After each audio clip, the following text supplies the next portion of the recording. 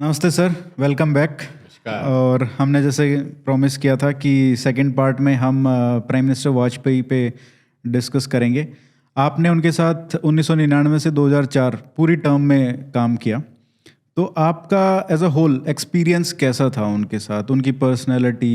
आप deputy secretary थे, तो आपने तो बेसिकली लिटरली एक सभी चीज़ों पे काम किया है, not just foreign affairs related but domestic affairs also, economic policy also. तो बहुत हैपनिंग वो 6 साल 5 साल थे। तो आपको कैसा लगा काम करके? किस तरीके की पर्सनैलिटी थे वो? मैं निजी सचिव था प्रधानमंत्री वाजपेयी का 5 साल।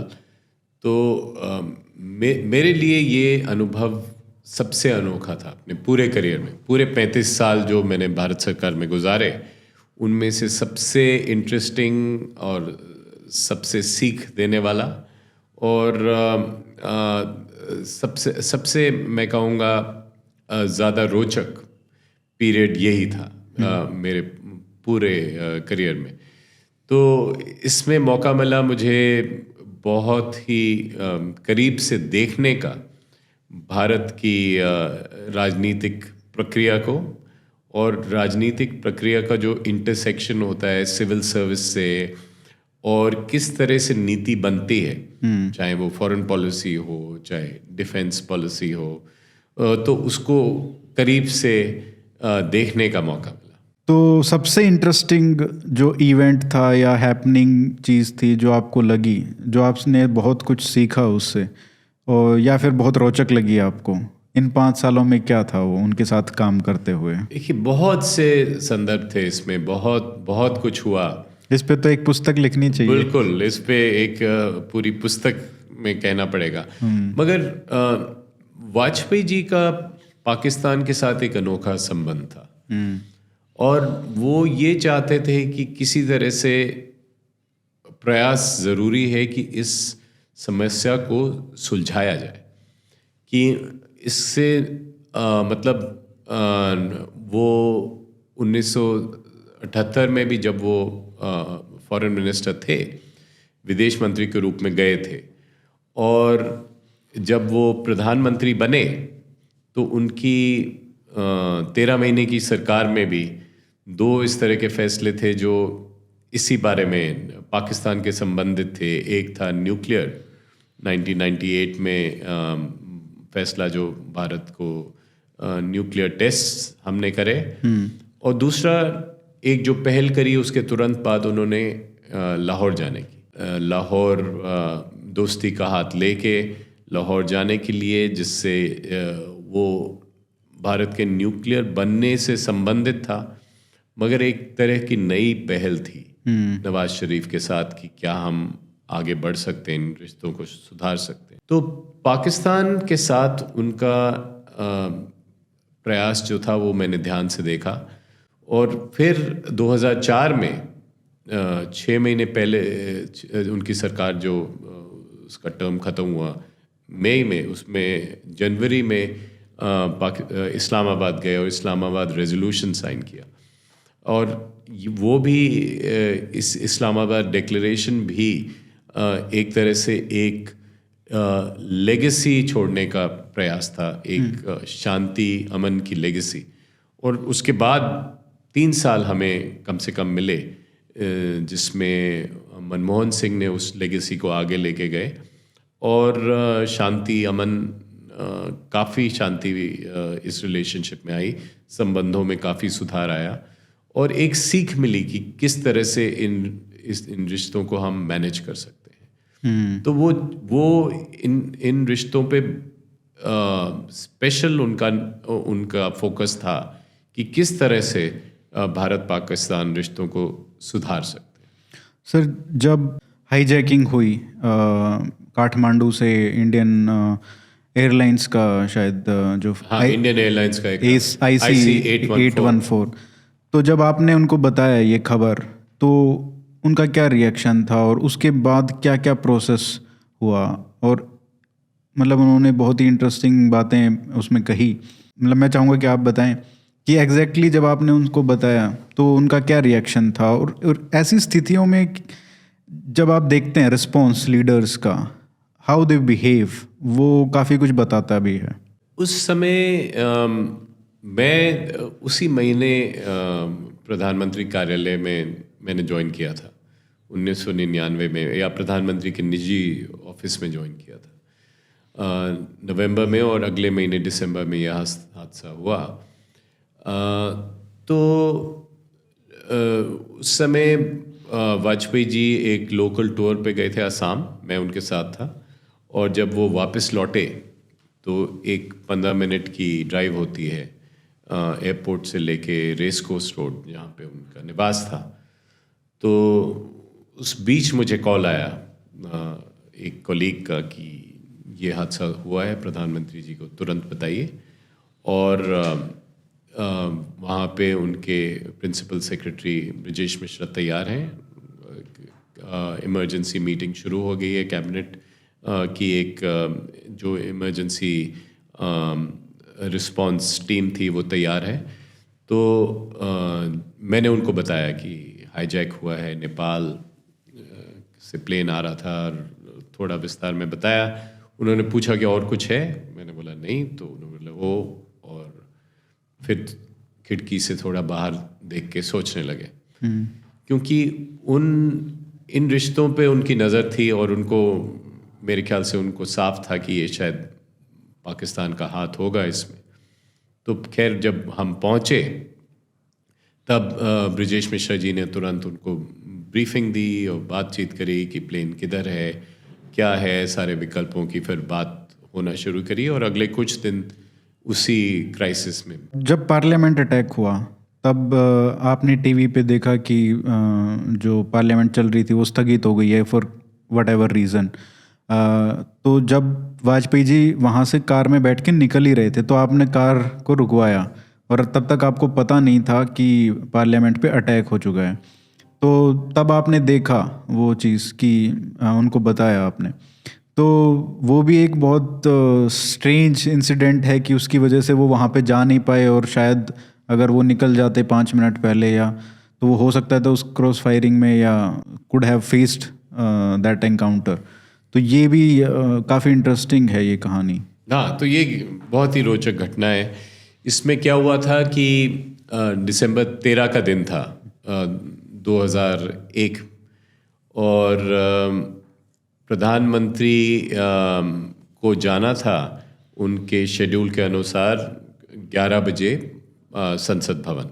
वहाँ पे पार्लियामेंट, वहाँ पे राज्यसभा या लोकसभा में वो बैठते, और क्या हुआ उस दिन कुछ विलम्ब हो गया, तो 11:05 या 11:05 के कुछ बाद वो वहाँ से जाने लगे। और मैंने हमारी निजी कार्यालय में प्रॉब्लम ये थी कि कुछ फाइलें पेंडिंग हो जाती थी पार्लियामेंट के समय, और पूरा प्रयास रहता था कि ज़ीरो पेंडेंसी करें। तो प्रधानमंत्री जी को रोक के हम चाहते थे 2 घंटे वो फाइलें क्लियर करें, जिससे कि फाइल सारी कुछ पेंडिंग ना रहे।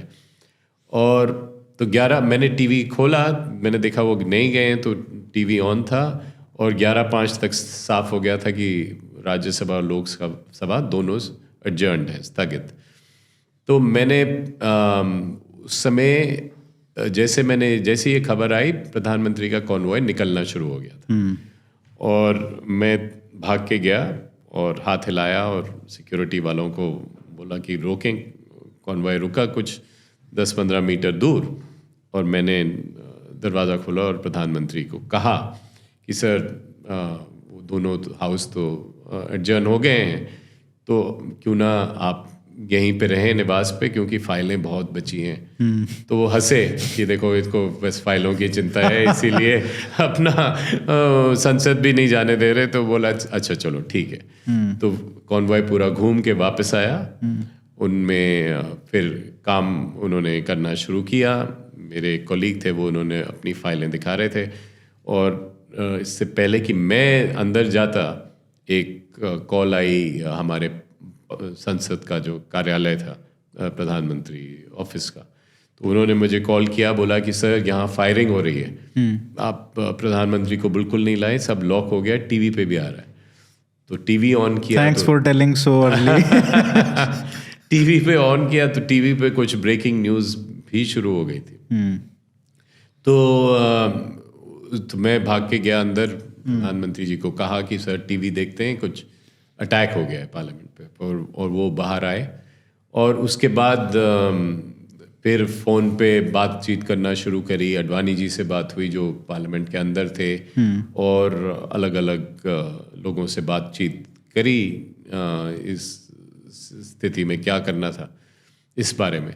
तो बाद में भारतीय इंटेलिजेंस और यूएस इंटेलिजेंस दोनों से जो खबरें मिली वो ये थी कि शायद जो टेररिस्ट थे उनका ये भी एक इंटेंशन था कि भारत के प्रधानमंत्री को भी कोशिश करें हॉस्टेज लें। अच्छा। इस बात वो क्योंकि वो भी पार्लियामेंट आ रहे थे। तो एसपीजी का एक दल मेरे पास आया मुझे धन्यवाद देने के लिए। तो मैंने बोला मुझे कोई जानकारी नहीं थी, मैं तो केवल अपनी फाइलें कराने के लिए प्रधानमंत्री को रोक रहा था।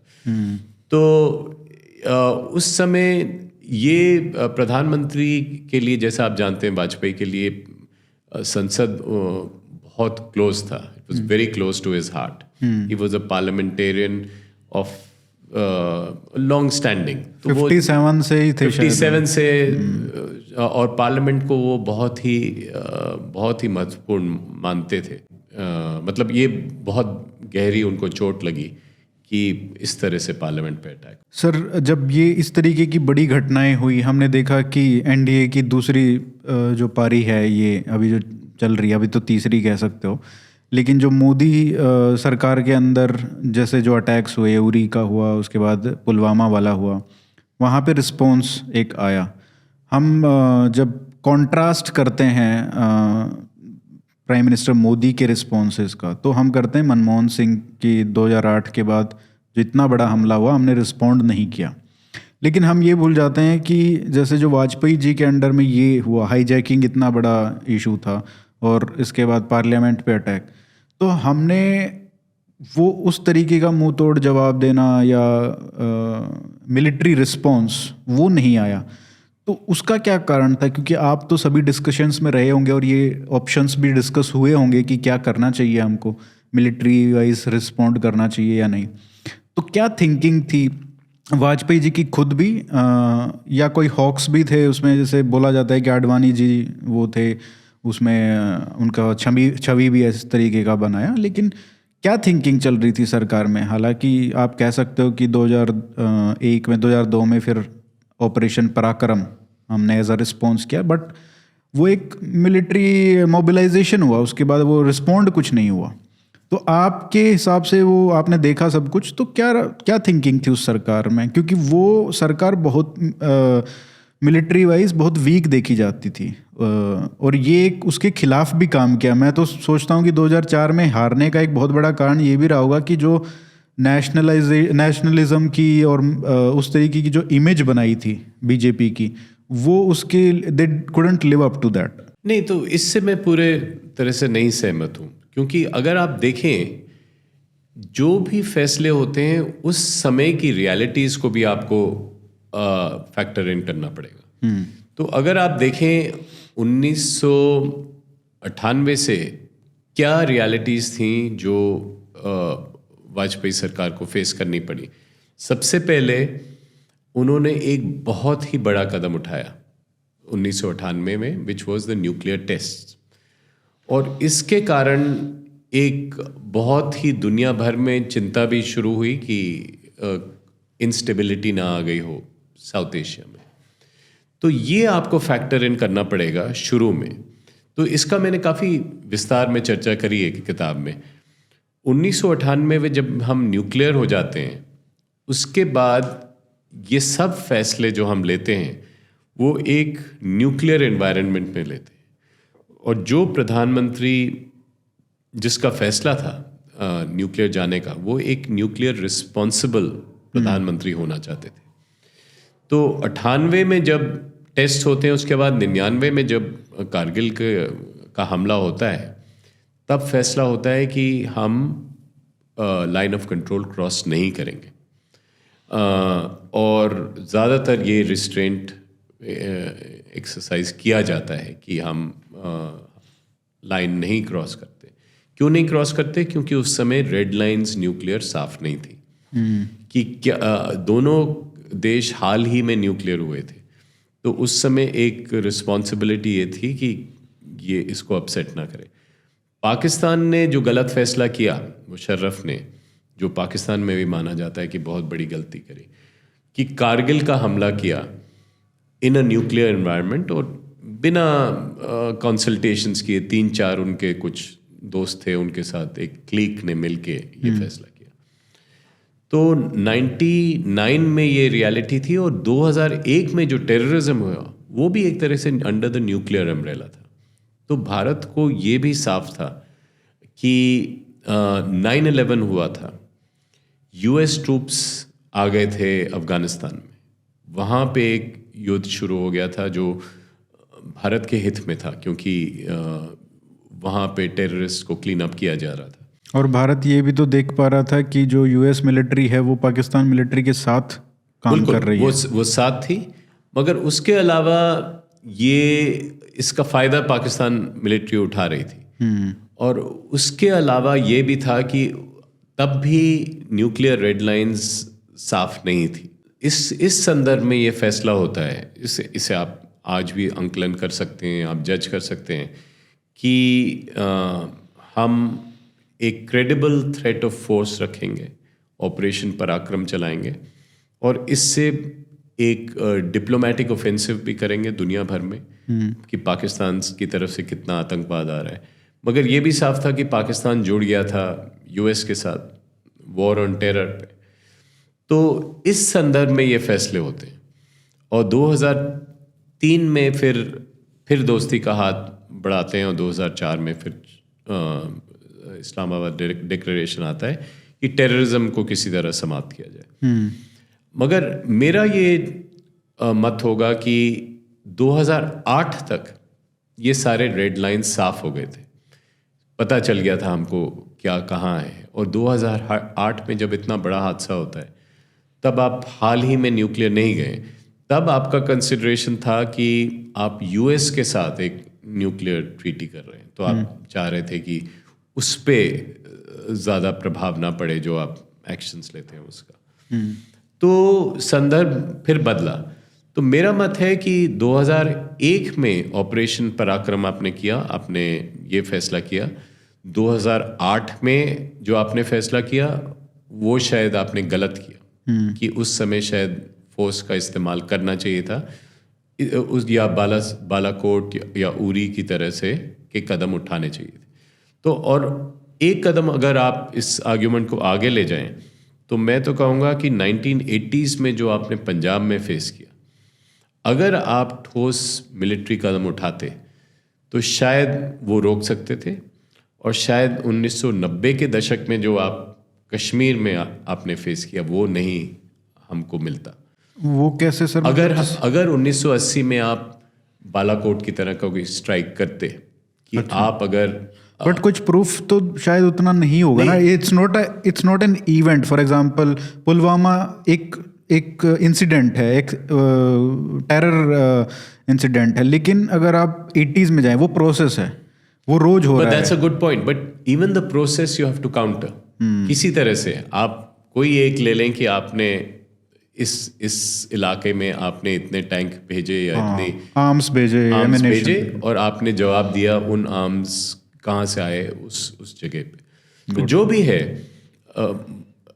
विद परफेक्ट हाइंडसाइट, 75 साल की आप कहानी को पूरा रन करें फ्लैशबैक में, तो मेरा मत होगा कि as security experts in the 80s हमें कुछ ठोस कदम उठाने चाहिए थे पंजाब में जो पाकिस्तान ने किया उसके विरुद्ध, 90 के दशक में कश्मीर में हुआ उसके विरुद्ध। तो उससे हम शायद जो 2000 में पूरे भारत में आतंकवाद फैला, उसको हम शायद रोक पाते अगर हम कुछ ठोस कदम उठाते। तो एक वीक स्टेट की जो इमेज भी बन गई हमारी, कम से कम पाकिस्तान के लिए तो वो बनी गई, क्योंकि जब रुबैया सैयद का जो किडनैपिंग हुआ था उसमें भी हमने वो डिमांड्स मान ली और बहुत आसानी से वो छोड़ दिया। तो ये सारे जो बातें हुई, अगर भारत कुछ ठोस और स्ट्रांग कदम उठाता इनके खिलाफ, तो शायद कहानी कुछ अलग हो सकती थी। और इसमें स्टेट की कैपेसिटी की भी आवश्यकता है और विल की भी आवश्यकता है। और मेरा ये अब मत होगा कि ये पूरी कहानी देखकर कि अगर हम कोई ठोस कदम उठाते मिलिट्री के उस समय, क्यों, तो पाकिस्तान की आर्मी के लिए इसका दाम बढ़ता, the cost would have increased for low cost proxy warfare in Punjab in Kashmir जो हुआ। तो अगर उनको पता होता है कि देखिए अगर हम ये करेंगे प्रॉक्सी वॉरफेयर और एक थ्रेशोल्ड ऑफ टॉलरेंस भारत का उसको हम पार कर देते हैं, तो भारत ठोस कदम उठाएगा जिससे हमें तकलीफ हो सकती है, कॉस्ट होगा आर्मी को, युद्ध की तैयारी करनी पड़ेगी। तो अब इस समय पाकिस्तान को लगा ये लो कॉस्ट ऑप्शन है, जैश ए मोहम्मद आप तैयार करिए, लश्कर ए तैयबा तैयार करिए, उनके 16, 17, 18 साल के लड़कों को 15 दिन ट्रेनिंग दे के और दौरा ए खास और दौरा ए आम, उनमें आर्म्स की ट्रेनिंग दे के आप भेज दें उनको, और वो जो खुराफत कर सकते हैं करते रहें। मगर अब ये साफ हो गया है कि ये आप नहीं कर सकते। इसीलिए तो जो टिप मिली आपको आईएसआई ने जो दी, वो पुलवामा में दोबारा वो नहीं चाहते थे कि हमला हो, क्योंकि उनको आशंका थी कि अगर हम पुलवामा हुआ दोबारा तो दोबारा बालाकोट टाइप का कुछ ऑपरेशन होगा। तो अगर वो पहले कर देते, इतने साल पहले अगर हम कर देते 80s में, जैसा आपने बात किया, तो हो सकता था कि जितना ब्लड शेड, जो 1000 कट का पॉलिसी उन्होंने अपनाया, हो सकता था कि शायद वो नहीं अपनाते। बिल्कुल बिल्कुल। तो अब विद परफेक्ट हाइंडसाइट आपको ये पॉइंट है कि शायद आपको ये करना चाहिए था, आपने अब किया, बहुत अच्छा किया, मगर ये शायद पहले होता। ये इस बात का भी परिचायक है कि शायद पहले करते तो ये एक इफेक्टिव नीति रहती। मगर और भी कंडीशंस रही, न्यूक्लियर हम हुए, तो वो भी आप फैक्टर इन करें, सारी कंडीशन। सर, आगरा समिट की जब बात होती है तो बोला जाता है कि जो उसका रेजोल्यूशन नहीं हो पाया और वो सक्सेसफुल नहीं हो पाई, उसका कारण ये था कि, और ये मुशर्रफ ने भी शायद बोला था कि हम, मतलब जो वाजपेयी जी और मुशर्रफ दोनों ही के हाथ में नहीं था, उनके ऊपर कोई था जिसने ये सक्सेसफुल नहीं होने दिया। और वो बात आती है कि आडवाणी जी ने कुछ ना कुछ, वो क्योंकि हॉक थे, उनकी इमेज ऐसी थी और वो नहीं चाहते थे कि आगरा समिट सक्सेसफुल हो। तो क्या कारण था कि आगरा समिट, जो मुशर्रफ आए आगरा में और मीटिंग्स हुई, आपने तो बहुत क्लोजली उन सबको देखा, उन पार्टिसिपेट भी किया उन चीज़ों में, तो आपके हिसाब से क्या असली कारण क्या था कि आगरा समिट सक्सेसफुल नहीं हो पाई? आगरा में मैं था और ये मैंने काफ़ी पास से देखा। मेरे ख्याल से ये एक पाकिस्तान में बयानिया बनाया गया और जो भारत में भी पिकअप हुआ, ये ठीक बयानिया नहीं है कि भारत में हॉक्स थे, वाजपेयी जी के ऊपर कोई था, ये ठीक नहीं। असली कारण आगरा के फेलियर का था मुशर्रफ्स ओवर रीच ऑन कश्मीर, क्योंकि वो चाहते थे, उनका ये असेसमेंट था कि मैं कश्मीर को सुलझा दूंगा और मतलब कश्मीर के मुद्दे को जोड़ दूंगा। और वो एक ड्राफ्ट तैयार करके लाए थे कि भाई हम और सब मुद्दों में आगे बढ़ेंगे, मगर सब डिपेंड करेगा कश्मीर में कितनी हमारी प्रोग्रेस होती है, उसके हिसाब से हम आगे बढ़ते जाएंगे, चाहे हम ट्रेड की बात करें या किसी और मसले की बात करें। दूसरी चीज़, वो टेररिज्म के बारे में, आतंकवाद के बारे में मानने को नहीं तैयार थे और नोट में नहीं लाने को तैयार थे कि आतंकवाद पाकिस्तान की तरफ से आ रहा है और उसको रोका जाएगा। तो इन दो कारणों से फेल हुआ। ये ठीक है कि वाजपेयी जी का इस तरह का नेचर था, चरित्र था कि वो स्माइल करते थे, बोलते थे हाँ सोचेंगे समझेंगे, इस तरह की बात। और जब फैसले होते थे तो आगरा में पूरी हमारी कैबिनेट कमेटी ऑन सिक्योरिटी थी। वाजपेयी जी थे, आडवाणी जी थे, मुरसली मारन साहब थे, तो काफ़ी सब मेंबर्स वहाँ पे थे, एक साथ बैठते थे। और कुछ कहासुनी हुई, उसमें बातचीत हुई कि किसी तरह से एक ड्राफ्ट बना दें लंबा चौड़ा घुमा के कि ये करें, मगर जो पाकिस्तान मुशर्रफ की इंसिस्टेंस थी कि सब चीज़ों को कश्मीर से जोड़ा जाए, वो असली कारण था, ये आगे नहीं बढ़ा। अडवाणी का इसमें रोल इतना ज़्यादा नहीं था, वो भी एक साथ बैठते थे सबके, और अडवाणी और जसवंत सिंह ने अपनी किताब में भी इस बारे में लिखा है, अडवाणी जी ने भी अपनी किताब में इस बारे में लिखा है।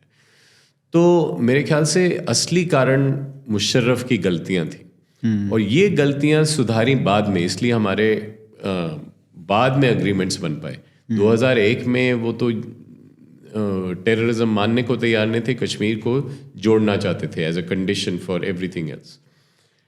मगर 2002 में उन्होंने कहा कि the territory of Pakistan will not be used for terrorism against India, और 2004 में उन्होंने बोला कि all territories under the control of Pakistan will not be used for terrorism against India. मतलब कि पीओके में से भी हम आपके खिलाफ आतंकवाद नहीं फैलाएंगे। ये अलग बात है कि वो सब 2008 तक भूल गए थे, मगर इस तरह का जो ड्राफ्ट चल रहा था आगरा में, वो हमारी लीडरशिप के लिए एक्सेप्टेबल नहीं था।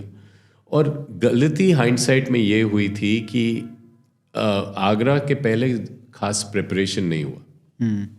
फैसला हुआ कि चलो बुलाते हैं जनरल साहब को, देखते हैं ये नए जनरल आए हैं पाकिस्तान में, क्या इनका माइंडसेट है। तो उससे पहले अगर एक बैक चैनल खुलती, उससे पहले अगर डिप्लोमेसी चलती, उससे पहले ये ड्राफ्ट्स आगे पीछे जाते, तो शायद हम कहीं पहुंच सकते थे। मगर ये नहीं हुआ, और ये गलती हुई कि एक ड्राफ्ट जो पहले लीडर्स के लेवल पे उस पे बातचीत हो रही है, तो वो एक अजीबोगरीब तरह की डिप्लोमेसी थी। हमने बहुत सारी नेशनल सिक्योरिटी रिलेटेड और फॉरेन अफेयर्स रिलेटेड पाकिस्तान खासकर वो बात की, लेकिन थोड़ा लाइटर स्टफ उस पर बात करते हैं कि उस समय आप कैसे पीएमओ में डील करते थे? जैसे पीआर क्राइसिस हो गया, मीडिया क्राइसिस हो गया। जैसे एक खबर चलती थी कि वाजपेयी जी तो सिर्फ मुखौटा हैं, और वो भी शायद पार्टी या आरएसएस के थ्रू ही किसी ने बोला था, वो लीक किया गया था। तो इस तरीके की चीज़ों से कैसे डील करते थे कि अब क्या करना है? ये कैसे डिसीजन होता है? अच्छा, वाजपेयी जी बोलेंगे कि नहीं मुखौटा नहीं हो, या क्या? मतलब किस तरीके से डिनाई करो तो भी मतलब फंस गए उसमें, या उसको एंगेज ही नहीं करना है उस तरीके की? क्योंकि और ये एक एग्जांपल दिया है मैंने, और बहुत सारे पीआर क्राइसिस होते हैं और बहुत कुछ चलता है।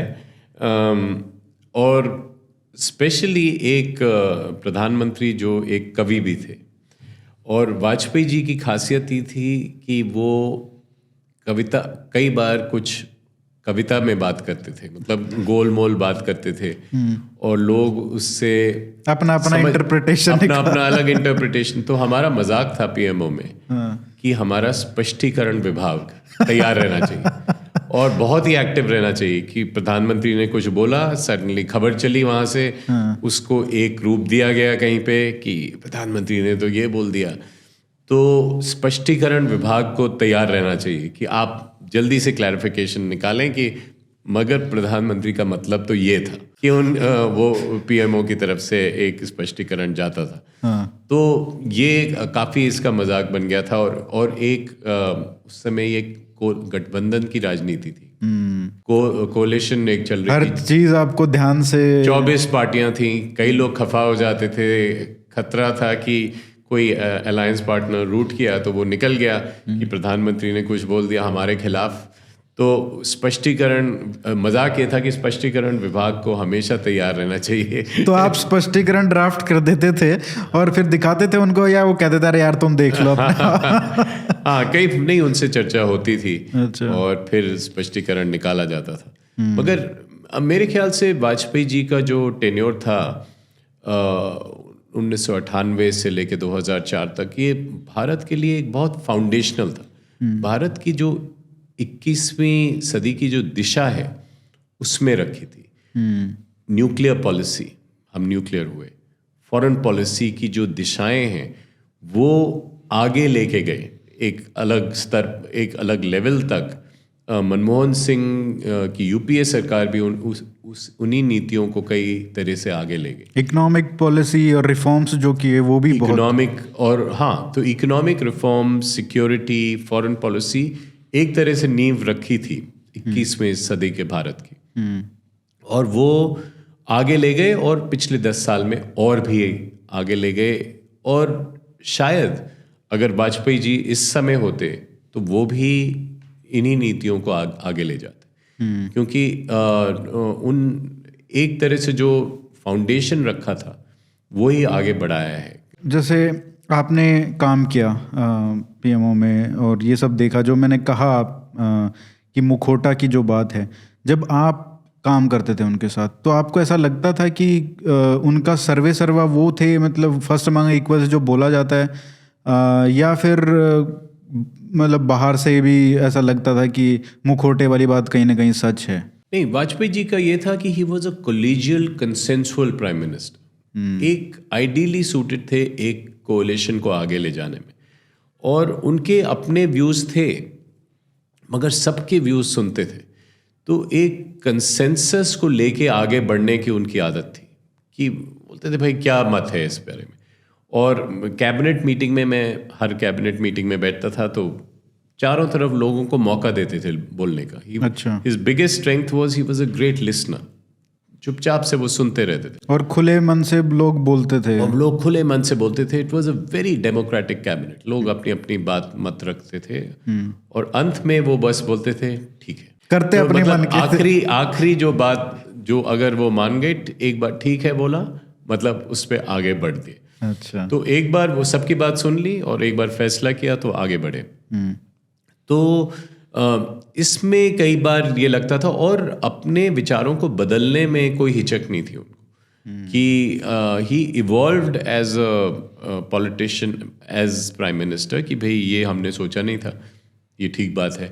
So he would learn from his mistakes also. अच्छा सर, कई नेता जो होते हैं जिनके साथ जैसे लोग काम करते हैं तो वो बहुत जल्दी से खुलते नहीं हैं, गार्डेड रहते हैं कि, और खासकर ब्यूरोक्रेट्स तो वो अपना ओपिनियन नहीं बताते, सुनते बहुत अच्छा हैं, they are very good listeners, लेकिन अपने मन में क्या चल रहा है वो नहीं बताते हैं। तो वाजपेयी जी उस तरीके से कैसे थे? उनकी अपनी राय थी कई चीज़ों के बारे में, मगर ही वॉज वेरी ओपन, तो सुनते थे ज़रूर, मगर कई विषयों में बिल्कुल मन साफ होता था उनका। कि कई बार मैंने उनको सुना है कि नहीं, इस विषय में मेरा मन साफ है, ये हम नहीं कर सकते, और वो लाइन बना देते थे। तो कई बार लाइन इस तरह से बनाई और साफ किया। और जैसे कि वो उन्होंने कहा कि जब तक अमेरिकन्स वहाँ पे वेस्टर्न फ्लैंक पे हैं पाकिस्तान के, हमें कुछ इस तरह से नहीं करना चाहिए कि ईस्टर्न फ्लैंक को हम बिल्कुल अलग कर दें।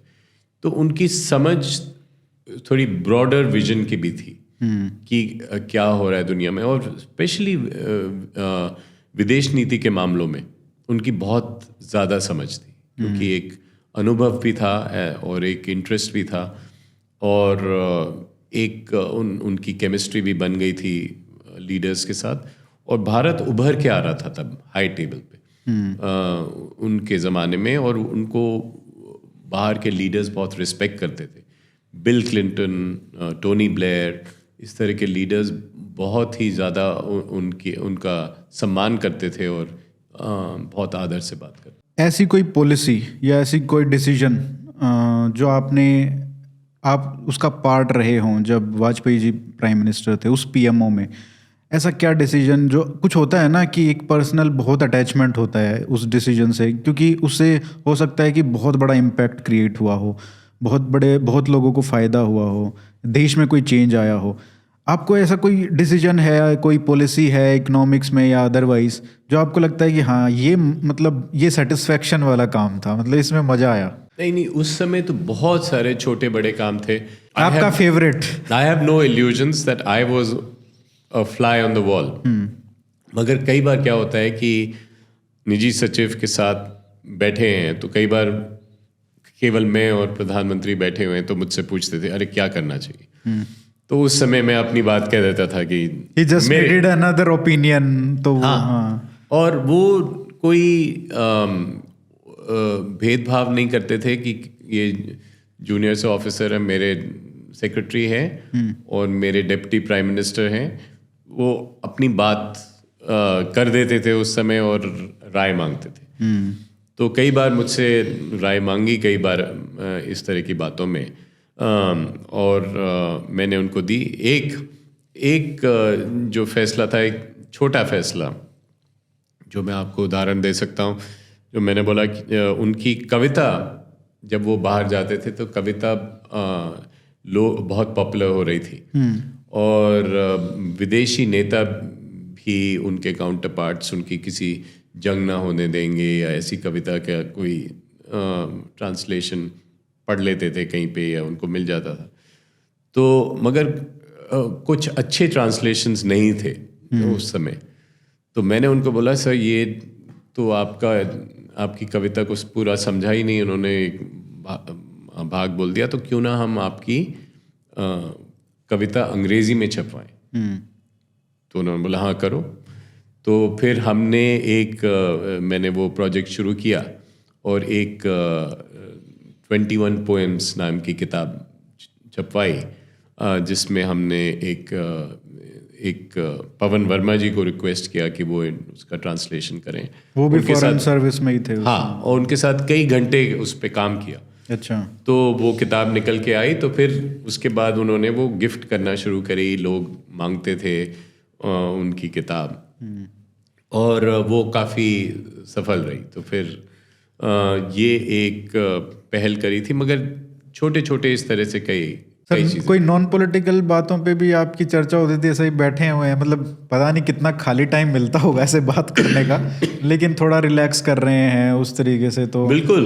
और क्या फेवरेट टॉपिक्स पे कुछ? खाने पीने का बहुत उनको फेवरेट टॉपिक था। तो मैं उनके साथ उनके कई बार जाता था लखनऊ में, उनकी कंस्टिट्यूंसी में, और कई बार मुझे लखनऊ के मक्खन मलाई वाला जो मीठा है वो खाना पड़ा, क्योंकि टेबल पे उनके साथ बैठे हैं, वो बोलते हैं मुझे अलाउड नहीं है, तुम खाओ इसको।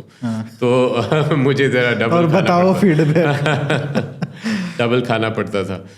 तो कई ऐसी बार वो काफ़ी अलग अलग विषयों पे चर्चा करते थे, और ये खासियत थी कि एक बार टेबल पे बैठे तो वो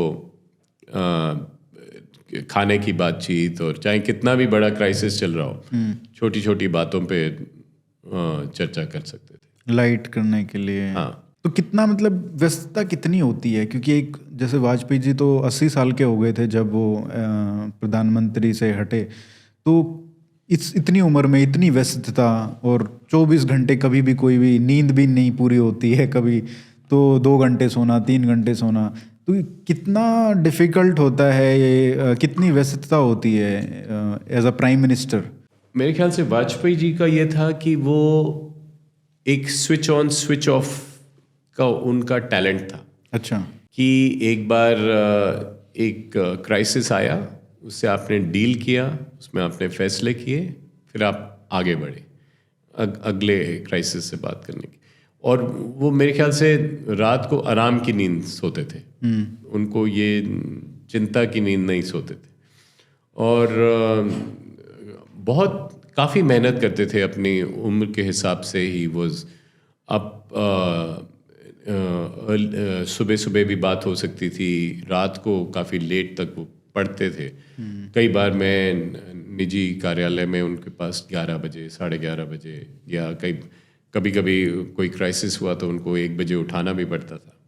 तो वो आपके ऊपर ही आती थी वो जॉब कि खाली निजी सचिव को ही ये राइट दिया जाता है कि आप उनको उठाएं अगर क्राइसिस कुछ बड़ा है, कोई बड़ी बात। कोई फॉरेन लीडर जो उनके साथ उनका इंटरेक्शन हुआ और उनको लगा हो कि हाँ यार, ये आदमी मेरे को अच्छा लगा मिलके?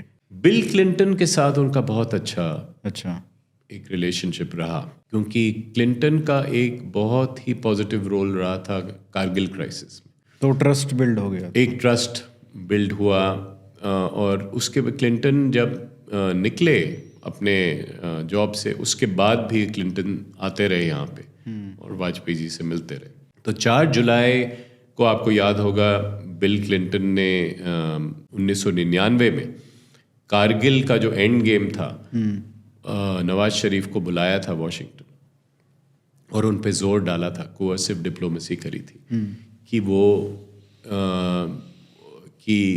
क्लिंटन ने कि आप कारगिल से पाकिस्तानी फोर्सेस को विड्रॉ करिए। तो उनके साथ उनका थोड़ा ठीक था। हाँ, उनके साथ काफ़ी अच्छा उनका रिलेशनशिप बना। तो अभी वाले जो प्रधानमंत्री हैं नरेंद्र मोदी, वो भी आए थे कभी उनसे मिलने पीएमओ में या? बहुत बार आते थे। अच्छा। मोदी जी उस समय प्रभारी थे भारतीय जनता पार्टी के शुरू में हिमाचल के लिए। तो हिमाचल में मनाली में जब प्रधानमंत्री का कार्यालय जाता था, कुछ कई बार 2-3 बार हुआ कि जाके 2 हफ्ते के लिए वो मनाली गए, तो मोदी जी काफ़ी उस समय आते थे। मनाली उस समय ठीक भी तो था, मतलब अच्छा था, इतने लोग नहीं जाते होंगे उधर। हाँ, जब मोदी जी गुजरात के मुख्यमंत्री बने तब भी वहाँ। हाँ, तब तो फिर वो फॉर्मल हो गया। एक बात आखिरी में मैं पूछना चाहूँगा, एक बात जो बोली जाती है कि वाजपेयी जी का के एंड में आते आते जैसे उनका जो टेन्योर था उसमें वो चीज़ें भूलने लगे थे, अल्जाइमर का शायद वो बताते हैं कि लोग उनको अल्जाइमर था शायद, और ये बहुत सारे जो जर्नलिस्ट हैं वो ये बताते हैं। तो उनका जो शार्प मेमोरी था उस टाइप का, वो आपको लगा कि कोई डिफरेंस था, या हो सकता है डिफरेंस हो भी, उम्र भी काफ़ी हो गई थी, लेकिन क्या वो डिसीजन मेकिंग में कुछ फ़र्क दिखा आपको कि पहले थोड़े ज़्यादा एक्टिव रहते थे बाद में थोड़ा कम? तो आपको क्या कैसा लगा उस टाइप से? देखिए, वाजपेयी जी का ये स्टाइल ये था, मुझे खास फर्क नहीं दिखा था। ये लोग कहते थे और अफवाहें उड़ाते थे that he is too old, या कुछ वो बीमार रहने लगे थे थोड़े, मगर माइंड काफ़ी शार्प था। वाजपेयी जी का स्टाइल शुरू से यही था, ही was a visionary, big picture, big vision man, कि मोटी मोटी इस दिशा में हमको जाना है और जो डिटेलिंग करनी है वो आप लोग करें। तो उनके एक जो प्रिंसिपल सेक्रेटरी थे ब्रजेश मिश्रा, वो एक प्रधानमंत्री कार्यालय जो था वो एक बहुत ही इफ़िशिएंटली चलता था, और बड़ी दिशा की जो उन्होंने संकेत दिया उसके अंदर डिटेलिंग करने वाले और लोग होते थे। And that is the way a top leader should be, कि आप एक विजन दें और आपके पास ऐसी टीम हो जो उसको इम्प्लीमेंट कर सके, उसकी डिटेलिंग कर सके और उसको आगे ले जाए। तो मेरे ख्याल से ये बड़ा मुद्दा नहीं था, मगर आखिरी 1 साल में उनका ये साफ था कि वो दोबारा प्रधानमंत्री नहीं बनना चाहते। अच्छा। He was working on a legacy. वो नहीं चाहते थे, he knew he was not going to be prime minister after 2004, even if he wins. मेरे ख्याल से ये उनके मन में साफ था। तभी वो शायद जो इस्लामाबाद वाली जो आपने बोला एग्रीमेंट जो हुआ 2004 में। हाँ, मगर वो केवल वो कारण नहीं था, कारण कई थे और काफ़ी इसका आंकलन हुआ है। तो बेसिकली उनका वो पार्टी के लिए अगर कैंपेनिंग करना चाहते तो वो करने को तैयार थे, मगर मेरे ख्याल से वो फिर प्रधानमंत्री बनने को तैयार नहीं थे। तो जो ये 6 महीने पहले जो इलेक्शन बुलाया था, हाँ। इसमें इसका भी आपको पता है कुछ कि क्यों, क्या कारण रहा होगा? जो इंटरनल डिस्कशंस हुए होंगे। तो ये इंटरनल फैसला, ये राजनीतिक फैसला था। 3 चुनाव जो हुए 3 प्रांतों में, जो मध्य प्रदेश, राजस्थान और हाँ, और उसमें अच्छा नतीजा आया, तो काफ़ी पार्टी के अधिकारियों को लगा कि आगे चुनाव को एडवांस करके फ़ायदा होगा। मेरे ख्याल से वाजपेयी जी पूरे कन्विंस नहीं थे इस बारे में। अच्छा। मगर पार्टी में राय बनी तो एज अ कंसेंसुअल पर्सन ही से ठीक है, जो राय है उससे चलते हैं। चलिए सर, इतना विस्तार में आपने बात किया, अपने एक्सपीरियंसेस शेयर किए, बहुत ही वैल्यूएबल एक्सपीरियंसेस हैं, और आपका जो करियर रहा है पीएमओ में और फॉरेन सर्विस में, मैं कहूँगा कि बहुत ही एनरिचिंग और बहुत ही एनवियस मैं कह सकता हूँ कि कोई भी अगर फॉरेन सर्विस में है या कोई भी ब्यूरोक्रेट है, उसका एक वो होता है कि जो पीएमओ में काम करो या इस तरीके की पोस्टिंग्स हों, जहाँ पे आपका पूरा वर्ल्ड व्यू और जो एक्सपीरियंसेस जो हैं जो आप सीखते हैं वो एक अलग लेवल पे होता है।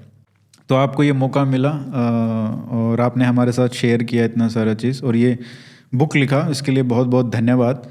आप रशिया में भी रहे काफ़ी साल और उस पे भी मैं चाहूँगा कि कभी हम बाद में बात करें, क्योंकि अभी बहुत कुछ चल रहा है रशिया यूक्रेन में, तो उस पे कभी और दिन बात करेंगे। So thank you so much sir, इतना समय देने के लिए, यहाँ पे आने के लिए। Thank you. थैंक यू, बहुत अच्छा लगा आपसे बातचीत कर। सेम है सर, थैंक यू।